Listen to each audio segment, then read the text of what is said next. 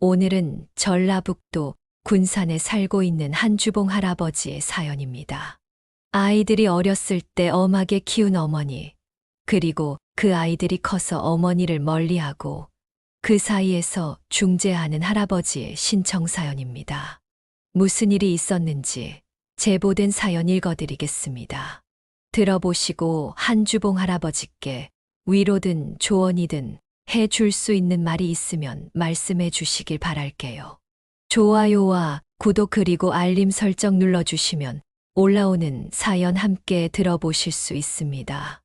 그럼 사연 바로 읽어드리겠습니다. 안녕하세요. 전 이제 70대의 평범한 할아버지입니다. 아무리 깊은 사랑이라도 병 앞에선 도망쳐버린다는 말이 있죠. 저는 지난 몇 년간 그 말을 절실히 느끼며 살아왔어요. 자꾸만 도망치고 싶고 현실을 부정하고 싶을 정도로 힘든 시간을 보냈습니다. 그럴 때마다 유튜브에서 이런저런 사연을 듣는 게 낙이었는데, 이제는 반대로 제 이야기를 통해 누군가에게 힘이 되고 싶은 마음에 이렇게 사연을 보냅니다. 저한텐 꽃보다 아름답고 보석보다 반짝이는 아내가 있었습니다. 40년도 더 전에 중매로 만나 처음에는 양가 부모님 때문에 사랑 없이 한 결혼이었지만 살맛대고 살다 보니 정도 들고 사랑도 생기더군요. 어느새 저는 그 사람 없이는 하루도 살 수 없는 몸이 되어버렸고요. 아내는 초등학교 선생님이라 그런지 행동 하나하나가 딱 부러지고 모난 데 없이 착한 사람이었습니다. 저는 사실 좀 우유부단하기도 하고 너무 무른 성격이었거든요. 반면에 아내는 저보다 어린 사람인데도 때로는 누나 같고 또 때로는 어머니 같은 의젓한 사람이었죠. 그런 그 사람과 하루하루 행복하게 살다 보니 어느새 우리는 두 아들과 두 딸, 내 남매의 부모가 되어 있었습니다. 아내는 교사답게 아이들을 아주 똑부러지게 키웠습니다. 다만 좀 심하다 싶을 정도로 아이들을 엄하게 훈육하곤 했어요. 단 한 번의 잘못도 절대 용납하지 않는 사람이었죠. 그래서 주위 사람들이 걱정을 할 정도였답니다. 그저 애들이 엄마한테 혼나고 오면 그 아이들을 안아주고 달래줄 뿐이었죠. 아내가 아이들의 종아리에 피멍이 들 정도로 매질을 한 날이면 아이들을 데리고 오락실에도 다녀오고 엄마 몰래 불량식품도 사주면서 달래주곤 했습니다. 그렇다고 아내가 아이들에게 정이 없었던 건 아니에요. 그렇게 매질을 한 날이면 아이들이 잠들고 난 뒤 애들 종아리에 연고를 발라주며 남몰래 눈물을 훔치던 사람이었습니다. 다만 아이들은 그런 엄마 모습을 알 리가 없으니 늘 엄마를 무서워할 수밖에 없었지요. 보통 어릴 때는 아빠보다 엄마에게 많이 의지하고 따르기 마련인데 우리 집은 엄마보다 저를 더 많이 따르고 좋아했으니 보통 여느 집안과는 다르다고 말할 수 있겠네요. 그러다 보니 아이들이 점점 크면서 엄마를 피하기 시작하더군요. 그리고 아내가 훈육을 하는 소리와 아이들이 잘못했다고 비는 소리를 제외하고는 아이들과 아내 사이의 대화가 점점 끊기게 되었죠. 물론 아내의 엄격한 훈육 덕분에 아이들은 누구보다 예의 바르게 자랐고 공부도 곧잘 하는 아이들로 성장했습니다. 모두 좋은 대학에 입학했고 대기업 직원, 공무원, 교사, 회계사 어디에 내놔도 자랑스러운 아이들로 성장했으니까요. 그리고는 아이들이 차례차례 고운 색시, 듬직한 남편을 만나 결혼도 하게 되었죠. 이렇게 애들을 모두 결혼시키고 나니 그제서야 저희는 바쁘게만 흘러갔던 시간이 다시 천천히 흐르는 것만 같았습니다. 여보, 이제 애들도 다 좋은 직장 보냈겠다. 우리도 즐기면서 삽시다. 여행도 다니고 맛있는 것도 먹으러 다니면서 살자. 당신 그동안 고생 많이 했잖아. 이제 퇴직도 했겠다. 애들도 신경 쓰지 말고 나랑 당신 둘만 생각하면서 살아봅시다. 제 말에 아내는 그저 빙긋 웃으며 고개를 끄덕였습니다. 지독한 원칙주의자, 그 덕분에 여자 교장 자리까지 올라간 제 아내가 존경스럽기도 하고 멋있다고 생각했었는데 어느 순간 보니 머리는 염색을 하지 않으면 백발이 되어 있었고 얼굴엔 누가 봐도 늙은 할머니가 되어 있더군요. 아내도 결국 어느 사람과 똑같았습니다. 허리가 안 좋아 병원에 집처럼 드나들기 일쑤였고 이빨이 안 좋아 임플란트를 해야만 음식을 씹을 수 있었어요. 그런 모습을 보고 조금이라도 건강한 제가 아내에게 더 잘해줘야겠다는 생각을 하곤 했었답니다. 그리고 그렇게 아이들에게 냉정하고 차가웠던 아내는 할머니가 되어서는 손주들을 끔찍이 아끼고 사랑을 주는 마음씨 좋은 할머니로 변해 있더군요. 하지만 제 아이들은 그게 아니었나 봅니다. 특히 장남이 아내에게 하는 행동들은 옆집 아줌마보다 못한 행동들을 하기 시작하더군요. 어릴 적 매일 구박받고 매를 맞던 소년이 이제는 어엿한 성인이 되다 보니 아내가 했던 행동들을 그대로 복수라도 하는 듯 아내를 차갑게 대하기 시작했습니다. 한 번은 큰애가 결혼을 해서 큰 손주를 출산한 적이 있었는데 아내와 저는 당연히 들뜬 마음을 갖고 아들네 집으로 향했죠. 직접 가서 보니 너무 신기하고 아들을 똑 닮은 천사 같은 아이였어요. 그 모습을 본 아내도 저와 똑같았답니다. 그래서 무의식적으로 손을 씻지 않고 손주를 안아들었는데 그게 사단이 날 줄은 꿈에도 몰랐답니다. 아이고 내 새끼 왜 이렇게 눈도 똘망똘망하니? 왜 이렇게 예쁘게 생겼니? 감사합니다. 이렇게 건강하고 예쁜 손주 안겨주셔서 감사합니다. 라고 연신 말하며 아기를 안아들었죠. 그런데 바로 그때 큰 놈이 곧바로 손주를 낚아채서는 불같이 화를 내는 겁니다. 어머니 미쳤어요? 지금이 어떤 세상인데 손도 씻지 않고 아기를 만지는 거예요? 정신이 있어요, 없어요? 벌써 나이 먹고 노망 나신 거예요? 아기가 평균 옮아서 병이라도 생기면 어머님이 책임지실 거냐고요? 됐고 어서 돌아가세요. 지금 집사람도 피곤하다고 난리니까 다음에 오세요. 라고 말하며 자기 엄마를 거의 쫓아내더군요. 어릴 적 지 엄마 말이라면 꿈뻑 못하던 아이가 이제는 상황이 역전되어 아내는 주구장창 맞는 말만 하는 큰놈에게 뭐라고 대꾸조차 하지 못했습니다. 그러자 옆에 있던 며느리가 아들놈을 보고 뭐라고 하기 시작하더군요. 당신 지금 어머님한테 무슨 버르장머리 없는 행동이야? 당신이 그 정도밖에 안 되는 사람이었어? 당장 사과드리지 못해? 저 또한 아들놈을 꾸짖었죠. 소망아, 너 지금 엄마한테 뭐라고 한 거야? 어서 사과드리지 못해? 당신 잘 알지도 못하면 가만히 있지 못해? 그리고 아버지, 어머니가 저를 이렇게 만드셨어요. 그건 모르세요? 어머니는 우리에게 사랑 한번 제대로 준 적이 없던 양반이 손주에게는 늙으니까 사랑을 주신다 하네요. 전 그런 걸 못 보니까 앞으로 될 수 있으면 찾아오지 마세요. 갑자기 오면 문도 안 열어줄 겁니다. 너무나 차갑게 변한 장남. 전 그 말을 듣고 아무 말도 할 수 없었습니다. 그렇게 저희는 겨우 정신을 차리고 그 집, 큰놈의 집을 나올 수밖에 없었죠. 큰놈만 지 엄마한테 이런 식으로 대했냐고요? 아니요. 다른 아이들도 큰놈과 별반 다를 게 없었습니다. 심지어는 명절 때도 찾아오지 않기도 했죠. 그러면서 저를 밖으로 불러내서 용돈을 주며 식당에서 세배를 한 적도 있었습니다. 왜 그랬냐고요?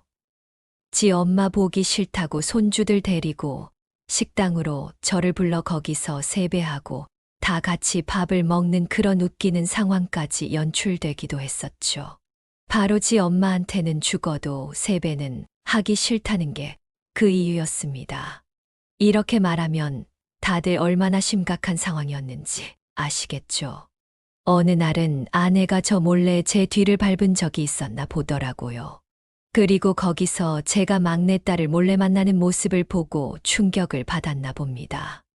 막내딸은 제 생일이라고 백화점에서 옷을 사가지고 와 제게 전달하기 위해서 집 근처로 온 적이 있었는데 그때 딱 마주치게 된 거였죠. 여보, 막내야. 둘이 여기서 뭐 하는 거야? 집에 와서 만나면 되지. 왜 굳이 이런 카페까지 와서 나 몰래 만나는 건데? 나도 네 엄마야. 너희들이 이럴 때마다 얼마나 가슴 아프고 외로운 줄 알아? 제발 좀 그러지 마. 엄마, 죄송해요. 곧바로 약속이 있어서 이것만 전해주고 바로 가려던 참이었어요. 그리고 엄마 외롭다고 하셨어요? 엄마, 저 학교 다닐 때 단 한 번만이라도 제가 다니던 학교로 와서 엄마 역할한 적이 있어요? 초등학교와 고등학교 졸업식 때 한 번이라도 오신 적이 있었어요? 하지만 다른 아이들은 잘 챙겨주면서 저한테는 관심이 없으셨잖아요. 그런 엄마와 달리 아빠는 언제나 저를 챙겨주셨어요. 그러고는 평소에 잘하지 그랬어요. 라고 말하며 박차고 나가셨어요. 그 모습을 본 아내는 얼마나 오열을 했는지 모릅니다. 여보, 내가 잘못이야. 애들을 내가 잘못 키웠어. 난 내 교육 방식이 맞다고 생각했는데 애들에게는 그게 큰 상처로 남았나 봐. 그렇게 말하며 울던 아내를 보니 저도 가슴이 아팠어요. 아내는 서운했을 겁니다. 애들이 따로 불러 나오라고 했는데 저만 몰래 나간 모습을 보고 실망했겠죠. 하지만 저도 이유가 있었습니다. 부모 자식 간의 연이 끊어질까봐 두려웠거든요. 그래서 아이들을 볼 때마다 설득하려고 했어요. 중재를 하기 위해서였죠. 하지만 제 노력과는 달리 나이가 들수록 점점 더 멀어졌어요. 인생을 살 필요가 있나 싶을 정도로 힘들었죠. 그렇게 우리는 점점 서먹서먹해졌습니다. 불행 중 다행으로 첫째 며느리는 우리에게 살갑게 대해줬어요. 자식들이 냉정하게 굴어도 첫째 며느리는 착하고 싹싹하게 우리를 챙겨줬죠. 자식들이 안부 전화를 안 해도 꼬박꼬박 전화를 해주었고, 시간 날 때마다 찾아와 아내의 말벗이 되어 주었어요. 아내도 그때만큼은 웃음을 되찾았답니다. 하지만 몇 년 후 큰 풍파가 찾아왔어요.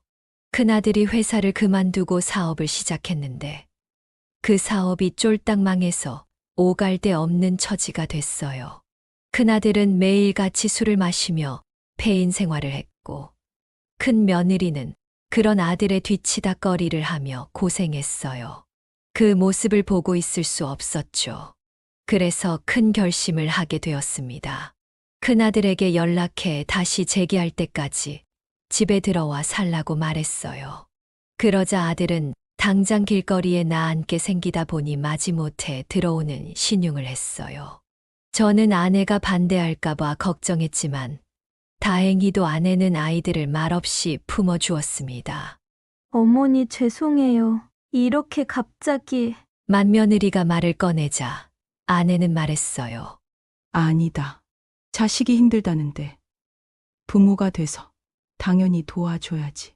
그냥 내 집이다 생각하고 편하게 살아라. 돈은 모으면 되지.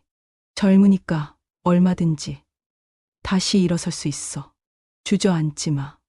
아내는 맏며느리의 손을 잡고 다독이며 이야기했어요. 제가 그 모습을 보고 놀라고 있을 때 낮게 중얼거리는 큰아들의 말소리가 들렸습니다. 언제부터 그렇게 자식 생각을 했다고? 그냥 어디 내놓기 쪽팔리니까 집안에나 박혀 있어라. 이거겠지. 저는 그 말을 듣자마자 아들에게 한 소리 했죠. 야, 이놈아. 왜 네 엄마 마음을 그렇게 몰라? 너희를 진심으로 걱정해서 하는 말이잖아. 언제 자식 생각을 했냐고. 네 엄마는 평생 니들 걱정에 밤잠을 설치던 사람이야. 며느리는 아들을 쿡쿡 찔렀고 아들은 인상을 찌푸리며 한숨을 한 번 푹 내쉬고는 방으로 들어가 버리더군요. 그래도 다행인 건 큰 며느리는 아내를 유난히 잘 따랐고 두 사람은 돈독한 사이를 유지하고 있었기 때문에 큰아들 내외가 저희 집에 살면서 큰 문제는 없었습니다. 아들은 나름대로 열심히 살아보겠다고 아침부터 나가 밤 늦은 시간이 되어서야 돌아왔고 그 사이에 며느리는 직장 다니며 집안 살림을 하고 아내도 같이 거들었죠. 며느리가 집에 들어오면서 아내는 그 전보다 훨씬 더 안색이 좋아지기 시작했고, 며느리도 아내를 진심으로 따르며 정말 하늘과 땅만큼 사이가 좋았어요. 저도 그런 모습을 보고 얼마나 흐뭇하게 바라봤는지 모릅니다. 하지만 다른 아이들은 전과 다를 바가 없었어요. 아내 생일에 밥 한 끼 같이 먹으려고 해도 제가 애들과 며느리, 사위에게 몇 번이나 연락을 해야만 겨우 밥 한 끼 먹는 정도였죠. 그리고 그 과정에서 중재를 잘해준 건 항상 큰 며느리였습니다. 동서에게 그래도 어머니 생신인데 다른 건 몰라도 밥은 같이 먹어야지. 서방님이 싫어해도 자기가 잘 설득해서 모셔와야지. 아무리 어머님이랑 사이가 안 좋아도 자식 도리는 해야 되지 않겠어? 라고 하며 큰 며느리가 늘 고마웠습니다. 다른 자식들이 아내의 마음을 곡해하고 미워할 때도 큰 며느리만큼은 언제나 살갑게 아내를 챙겼어요. 가끔 모진 소리를 할 때도 해맑게 웃으며 넉살을 떨던 그런 살가운 며느리였죠. 그렇게 1년 정도를 같이 살고 아내의 67번째 생일을 며칠 앞둔 어느 날 사건이 일어났습니다. 역대급 추위라고 뉴스에서 하루 종일 떠들던 어느 겨울날이었는데, 큰아들 내외는 며느리 친정에 다녀온다고 집을 비우고 저는 친구들을 만나 술 한잔 하겠다며 집을 비운 사이에 혼자 집에 남아있던 아내가 쓰러져 버린 겁니다. 집에 아무도 없다 보니 발견도 늦어졌고, 뒤늦게 제가 아내를 발견하고 119를 불러 병원으로 옮겼지만 이미 골든타임은 놓쳐버린 후라고 하더군요.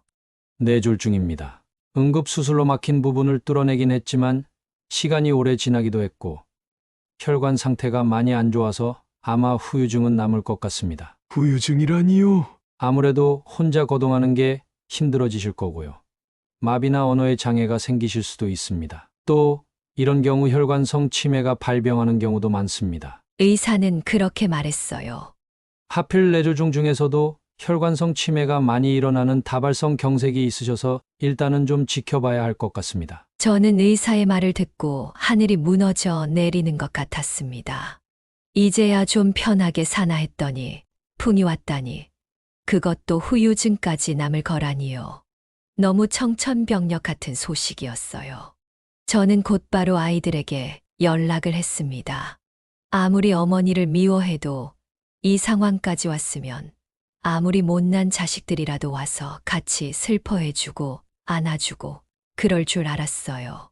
하지만 그 생각은 저만의 착각이었어요. 애들이나 며느리, 사위까지 누구 하나 찾아오질 않더군요. 그저 큰 며느리만 묵묵히 아내의 병 수발을 들며 극진히 보살펴 주었습니다. 아내는 의사의 말대로 오른쪽 몸을 쓰지 못하게 되었고 말도 어려워했습니다. 그리고 정말 피하고 싶었던 일이 닥치고 말았죠. 혈관성 치매. 내 아내의 시간이 거꾸로 흐르기 시작한 겁니다. 의사에게 들어보니 우리가 일반적으로 아는 알츠하이머와 혈관성 치매는 차이가 있었고 따로 발병하기도 같이 발병하기도 하는데, 불행하게도 제 아내는 같이 발병한 케이스라고 하더군요. 알츠하이머는 아주 조금씩 깜빡깜빡하다가 천천히 증상이 심해지는데, 혈관성 치매는 아주 급작스럽게 상태가 나빠지더군요. 아내의 상태는 하루하루가 다르게 나빠졌습니다. 처음엔 맨정신으로 있다가 가끔 정신줄을 놓는 것 같더니 조금 지나자 정신을 놓고 있는 시간이 더 많아졌어요. 병원에서 더 이상 해줄 것이 없다는 말에 아내를 집으로 데리고 왔는데, 집에서 함께 사는 하루하루가 정말 지옥이나 다름없었습니다. 정말 1초도 아내에게서 눈을 뗄 수 없었어요. 아내는 몇 년 후 70이 넘은 애엄마가 아닌 7살짜리 아이로 변해 있었으니까요. 7살짜리 어린아이처럼 잠시라도 눈을 떼면 사고를 치곤 했습니다. 어느 날은 그런 일도 있었죠. 애들 내외가 외출하고 저랑 아내만 집에 남아 있다가 같이 낮잠을 잔 적이 있었는데 제가 일어나 보니 아내가 온데간데 없이 사라진 겁니다. 현관의 신발은 그대로 있는데 문은 활짝 열려 있었습니다. 저는 깜짝 놀라 맨발로 온 동네를 휘젓고 다녔어요. 그렇게 몇 시간을 돌아다녔는데도 아내를 찾을 수 없었어요. 뒤늦게 제 연락을 받고 달려온 큰 며느리도 합세해서 아내를 같이 찾았지만 결국 찾지 못했습니다. 그리고 그날 밤 늦게서야 집에서 한참 떨어진 파출소에서 연락이 왔어요. 그 전화를 받고 불이 나게 달려간 저와 큰 며느리는 아내를 부둥켜 안고 한참을 울었습니다. 아내는 그런 저희의 마음을 아는지 모르는지 산발이 된 머리로 같은 말만 반복했어요. 그런 아내를 보며 정말 마음이 찢어지는 것 같았습니다. 그 똑부러지고 현명하던 아내가 도대체 어디로 간 건지. 그날 이후 저희 집에는 규칙이 생겼습니다. 절대 모두가 잠들거나 자리를 비우는 일은 없어야 한다는 거였죠. 현관과 문의 걸쇠를 몇 개나 더 달고서도 안심이 되지 않아 밤에도 저는 불침번을 서며 아내의 곁을 지켰습니다. 혹시라도 아내가 깨서 또 어디론가 사라져버릴까봐 말이죠. 그런 노력에도 불구하고 아내의 상태는 점점 악화되기만 했고 아내를 신경 쓰느라 제대로 먹지도 자지도 못하다 보니 제 몸도 망가져가기 시작했습니다. 또 아내는 점점 자식들도 모자라보고 실수를 하는 일도 잦아졌어요. 같이 사는 큰 아들을 모자라보고 도둑이 들어왔다며 아들을 프라이팬으로 흠씬 두들겨 병원 신세를 지게 만든 일도 있었고 새벽녘 깨보니 아내가 맨손으로 냉장고, 속 음식을 모두 헤집고 있던 일도 있었죠. 그리고 결정적으로 치매가 시작된 지 몇 달 지나지도 않아 대소변을 못 가리기 시작했습니다. 자다가 똥을 싸기도 하고 TV를 보다가 오줌을 싸기도 하고 어느 날은 식탁에 앉아 밥을 먹는 와중에 독한 냄새가 나서 보니 아내가 똥을 싸서 바지 밑으로 흐르고 있었던 날도 있었죠.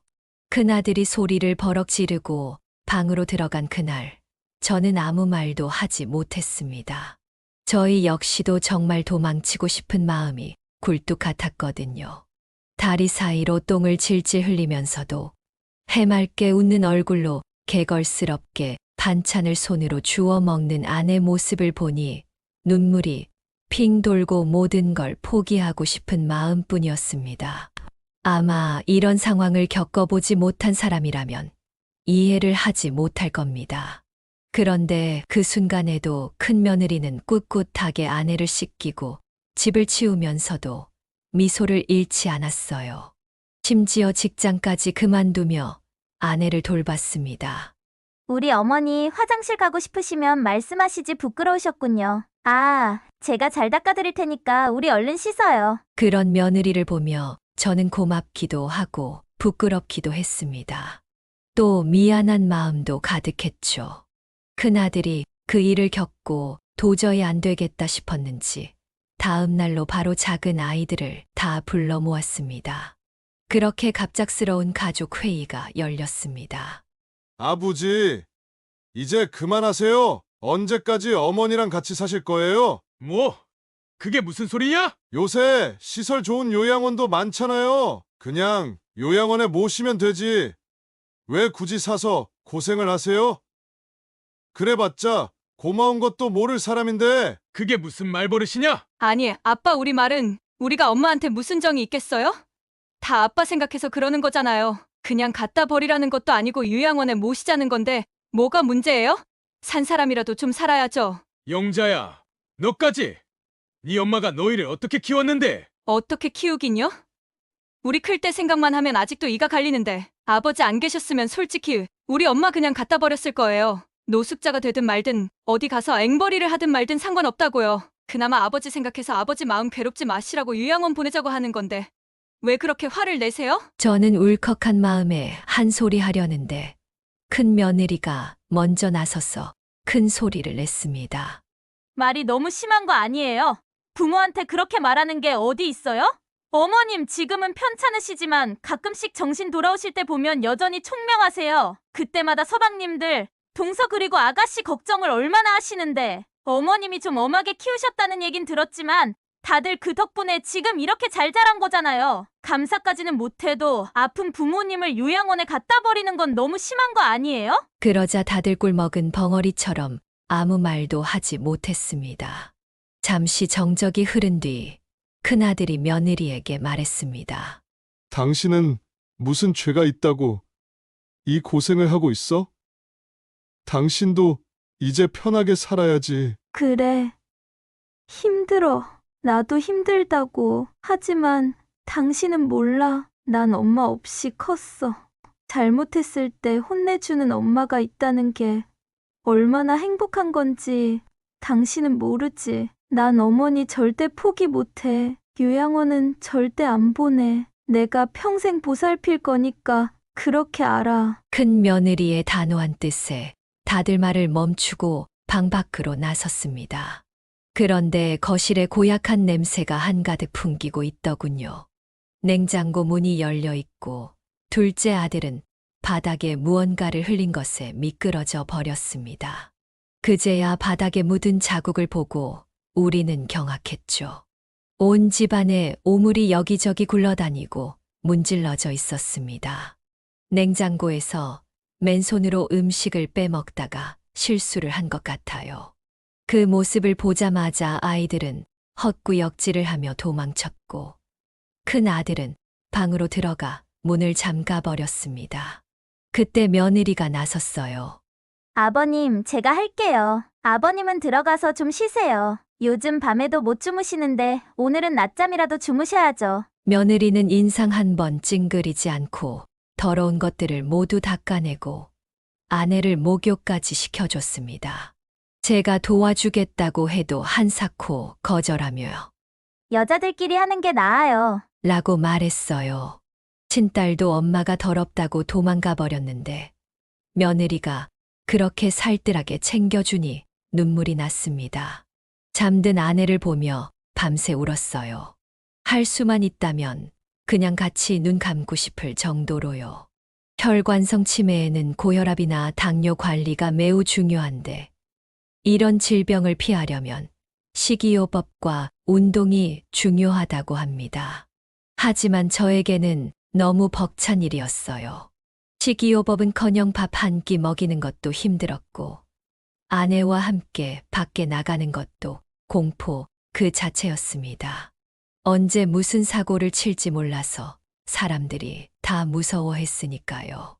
그런데 큰 며느리는 매일같이 아내 손을 잡고 아파트 단지를 한 바퀴 돌고 몸에 좋은 음식을 차려 대접했어요. 아내 기저귀 가는 일도 며느리가 거의 전담하다시피 했습니다. 한 번은 아내가 극심한 변비에 시달렸을 때 며느리가 직접 손으로 변을 파내기도 했어요. 저조차도 엄두를 내지 못했던 일을 말입니다. 큰 며느리는 모든 걸 해내더군요. 그렇게 큰 며느리의 극진한 보살핌을 받던 아내는 3년 가까이 살다가 얼마 전 세상을 떠났습니다. 떠나는 그 순간까지도 참 쓸쓸한 사람이었어요. 그 순간에도 자식들에게 외면당했으니까요. 장례식장에서 저와 큰 며느리의 울음소리만 울려 퍼졌습니다.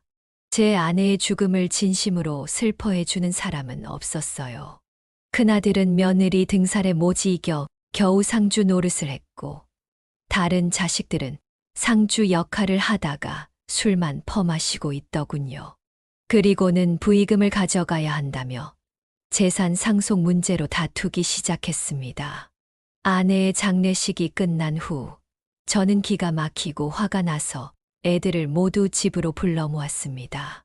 그리고 단호하게 선언했죠. 제가 소리를 버럭 지르자 다들 입을 꾹 다물더군요. 니들 엄마 명의로 된 재산은 단 하나도 없다. 그 사람 그렇게 되고 나서 내 명의로 옮겨놨다. 혹시라도 이런 일이 생길까 봐 미리 준비해둔 거다. 그러니까 상속이니 뭐니 입에 올리지 마라. 부의금은 니들이 자격 없다. 상주 노릇을 했어? 아니면 손님 대접을 했어? 부의금을 가지려고 생각한 니들 당장 손 떼라. 그렇게 애들을 보내고 저는 장례식이 끝난 후 큰 며느리만 살짝 불렀습니다. 여전히 슬픔에 잠겨 눈이 퉁퉁 부은 채 벌개진 얼굴로 저를 쳐다보고 있더군요. 아가, 잠깐 이리 와보렴. 그러면서 통장 하나를 며느리에게 내밀었습니다. 이게 뭐예요? 아버님? 이거 네 시어머니 그동안 모아둔 돈이다. 네 시어머니 유산이다. 며느리가 당황해하며 물었습니다. 이걸 왜 저한테 주시는 거예요? 네 시어머니 전에 내 아내였다. 그 사람 잘 보살펴줘서 정말 고맙다. 내가 죽어서도 이 은혜는 잊지 못할 거야. 이 유산은 전부 너한테 주마. 남편한테도 말하지 말고 그냥 네가 다 갖고 있어. 쓰고 싶은 대로 써라. 공부를 해도 좋고 하고 싶은 일을 해도 좋고. 며느리는 울먹이며 말했어요. 아버님, 제가 이걸 어떻게 받아요? 받을 자격이 없어요. 얼마 되진 않지만 내 아내 보살펴준 값이다. 이거라도 안 주면 내가 마음이 편치 않아서 그래 받아줬으면 좋겠다. 그렇게 며느리는 울먹이며 제가 내민 통장을 받아들였습니다. 총 2억 2천 정도 되는 돈이었죠. 어찌 보면 그리 많지 않은 돈이었지만 저와 아내가 해줄 수 있는 최선이었습니다. 아내도 큰 며느리에게 주기를 원할 거라고 생각했어요. 물론 아내 상속분에 대해서는 아이들에게 보험금이고 이것저것 상속했지만 제가 내민 통장은 정말로 아내가 정신이 조금이라도 살아있을 때 제게 맡긴 소중한 돈이었습니다. 아내는 제게 돈을 맡기며 본인이 잘못되면 큰 며느리에게 꼭 전달해 주라고 신신당부했었거든요. 그래서 저는 아내 유언대로 돈을 며느리에게 전달한 것뿐이었습니다. 한마디로 집안에서 유일하게 며느리 역할, 아니 자신 역할을 한 첫째 며느리에게 선물을 주고 떠난 거였습니다. 그 돈을 받아들고 우리 큰 며느리는 아내의 사진을 부여잡고 하늘이 떠나갈 듯 오열했습니다. 저도 옆에서 같이 울 수밖에 없었어요. 아무리 참으려고 해도 눈물이 나오는 건 어쩔 수 없더군요. 제가 살아갈 날이 많이 남지 않았습니다. 다른 자식들이 앞으로 무엇을 해주더라도 큰 며느리가 아내에게 보여준 진심을 저는 잊지 못할 것 같습니다. 사람의 진심은 힘들고 어려운 순간에 드러난다고 하죠. 제 아내가 그 몹쓸 병에 걸린 뒤에도 친딸처럼 살갑게 대해준 큰 며느리는 저에게 은인입니다. 4명의 친자식들과 다른 2명의 며느리 중에서도 그 한 명, 큰 며느리가 저에게는 너무나도 존경스럽고 고마운 존재입니다. 앞으로 남은 삶 동안 그 아이가 하고 싶은 것을 하며 살 수 있게 아내를 위해 희생한 시간들을 보상받았다고 생각할 수 있게 물심양면으로 도우며 살아가려고 합니다. 우리 때는 무식하고 배운 게 없어서 애들을 어떻게 키워야 잘 키우는 건지 몰랐습니다. 바르게 키운다고 매를 들기도 하고 모질게 굴기도 했죠. 지금은 사람들은 애들 마음도 잘 알고 배운 것도 많아 이제 그렇게 키우면 안 된다는 걸 잘 알지만 우리는 그러질 못했습니다. 어쩌면 그 무지함 때문에 자식들과 우리의 사이가 멀어진 것일지도 모르겠어요. 그 부분에 대해서는 자식들에게 참 미안하게 생각하고 있습니다. 그래서 다음 생이 있다면 다시 한번 우리 자식으로 태어나 달라고 부탁하고 싶습니다. 그때는 조금 더 좋은 부모가 되어 주겠다고요. 아내도 아마 같은 마음일 겁니다. 다만 아내의 진심을 알아주고 온 마음을 다해 모셔준 큰 며느리에게는 너무나도 고마울 따름입니다. 지금까지 제 긴 이야기 들어주셔서 감사합니다. 모두들 지금 이 기회에 자식들에게 혹은 부모님께 사랑한다고 말 한마디만 해보시면 어떨까요? 얼어붙었던 관계라도 사르르 녹여줄 수 있는 마법 같은 그 말을 말이죠. 저는 비록 아이들과 아내 사이를 좁혀주지 못했지만 다른 분들은 모두 행복한 부모 자식 관계로 5월 가정이달을 잘 보내셨으면 좋겠습니다. 함께 해주셔서 감사합니다. 여기까지가 한주봉 할아버지 사연자님의 사연인데요. 여러분은 어떻게 들으셨나요? 한주봉 할아버지 사연자님 입장에서 제보된 사연 내용으로 조금은 할아버지의 입장에서 작성되었다고 볼 수 있는데요. 저는 사연자님께서 전생에 정말 큰 덕을 쌓았다고 생각할 정도로 훌륭하신 며느리를 두셨다고 말씀드리고 싶네요. 정말 따뜻한 여러분의 생각은 어떠신가요? 같이 댓글로 의견 나누어 보았으면 합니다. 재밌게 보셨다면 좋아요와 구독 그리고 알림 설정해 주시면 올라오는 사연 빠르게 보실 수 있습니다. 그럼 다음 사연에서 뵙겠습니다.